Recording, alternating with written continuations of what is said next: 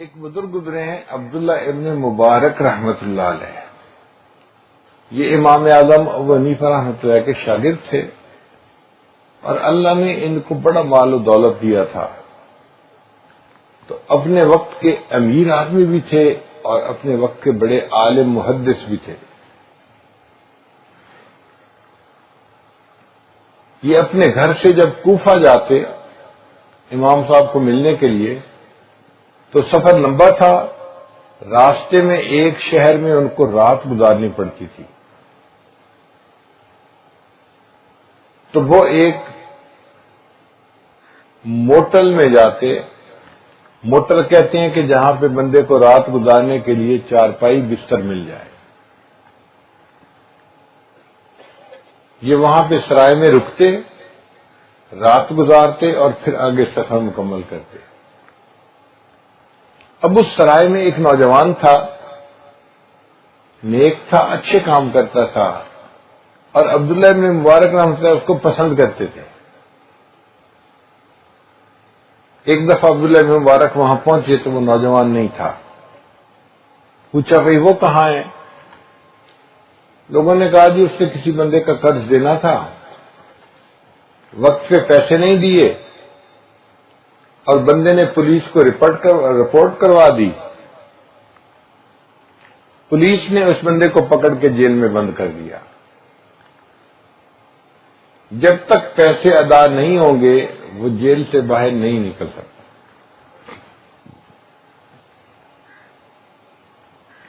عبداللہ بن مبارک رحمۃ اللہ علیہ صبح اٹھے تو تھانے دار کے پاس گئے.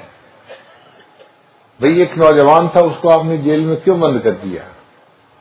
اس نے کہا جن کے پیسے دینے تھے انہوں نے اس کی شکایت کی تھی، میں نے جیل میں بند کر دیا. ابھی پیسے ادا کرو گے تو چھوٹو گے ورنہ نہیں. عبداللہ بن مبارک رحمۃ اللہ نے اس سے پوچھا بھئی اگر اس کے پیسے میں ادا کر دوں تو کیا اس کو چھوڑ دو گے؟ تھانے دار نے کہا جناب ہمیں تو چاہیے کہ جس کا حق ہے اس کو حق مل جائے. آپ دے دیں گے تو بھی میں اس کو آزاد کر دوں گا. عبداللہ ابن مبارک رحمۃ اللہ نے جو قرضہ تھا سارا کا سارا ادا کر دیا اور نوجوان کو یہ بھی نہیں بتایا کہ تمہیں میں نے چھڑوایا ہے. اور تھانے دار سے وعدہ لیا کہ میری زندگی میں تم کسی کو یہ راز نہیں کھولو گے. اس نے کہا مجھے کیا غرض ہے کسی کو بتانے کی، حق والے کو حق مل گیا، بس مسئلہ ختم ہو گیا. عبداللہ بن مبارک رحمۃ اللہ اس کے بعد درجنوں دفعہ اس شہر میں گئے، ٹھہرے. وہ لڑکا ان کو واقعہ سنایا کرتا تھا کہ جی ایک آدمی کا قرضہ دینا تھا، میں دے نہیں سکا تو مجھے جیل میں بند کر دیا گیا، اور کسی بندے نے میری طرف سے قرضہ دیا اور میں چھوٹ گیا. آپ ساری زندگی اس سے واقعہ سنتے رہے، اس کو نہیں بتایا کہ قرضہ تو میں نے دیا تھا.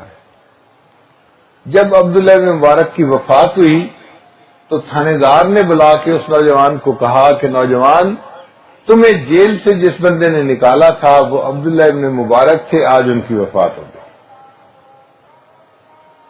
ہم دوسرے کا دل خوش کرتے تھے، اس طرح پتہ بھی نہیں چلنے دیتے تھے. ایک شخص عبداللہ بن مبارک کے پاس آیا،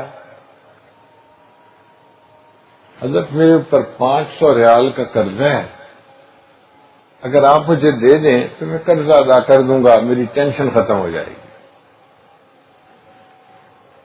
عبداللہ بن مبارک نے کاغذ لیا اور اس کے اوپر 700 درہم لکھے اور کہا اچھا بھائی یہ میرے سیکٹری کے پاس لے جاؤ اور ان سے پیسے لے لو.